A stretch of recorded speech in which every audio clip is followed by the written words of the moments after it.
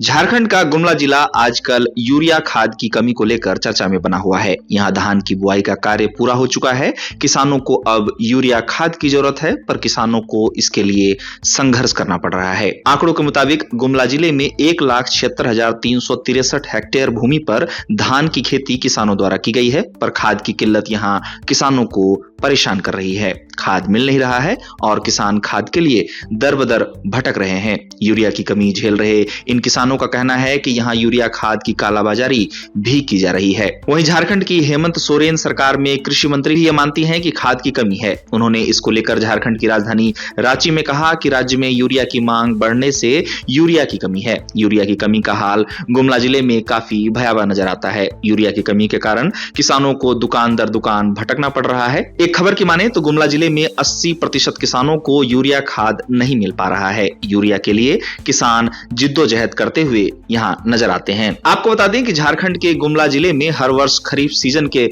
मौसम में 1.70 लाख हेक्टेयर से लेकर 1.90 लाख हेक्टेयर में धान की खेती किसानों द्वारा की जाती है। अब जहां तक यूरिया की बात है तो ये सभी को पता है कि धान की अच्छी पैदावार के लिए यूरिया खाद काफी जरूरी होता है, पर किसानों को यूरिया की किल्लत इन दिनों गुमला जिले में परेशान कर रही है। यहाँ खाद और बीज की दुकानों पर सुबह से ही लंबी लाइनें देखने को मिल रही हैं। किसानों ने यूरिया खाद की कालाबाजारी का आरोप भी लगाया है। साथ ही आपको बता दें कि यूरिया की कालाबाजारी की खबरों के बीच प्रशासन द्वारा यहाँ यूरिया की कालाबाजारी करने वालों पर कार्रवाई भी की गई है। गुमला में खाद की कमी है और किसानों का कहना है कि यूरिया की कमी का फायदा उठाकर कुछ दुकानदार यहाँ यूरिया को ऊंचे दाम में बेच रहे हैं। किसान कहते हैं कि दुकानों पर यूरिया की पैकेट आते ही समाप्त हो जा रही है। कुछ ही किसानों को यूरिया मिल पा रहा है। किसानों को डर है कि यूरिया की कमी कहीं उनकी फसल बर्बाद न कर दे। गौरतलब है कि वर्तमान में देश के कई राज्यों में यूरिया खाद की कमी की खबर सामने आ रही है। बता दें कि देश में खरीफ सीजन के दौरान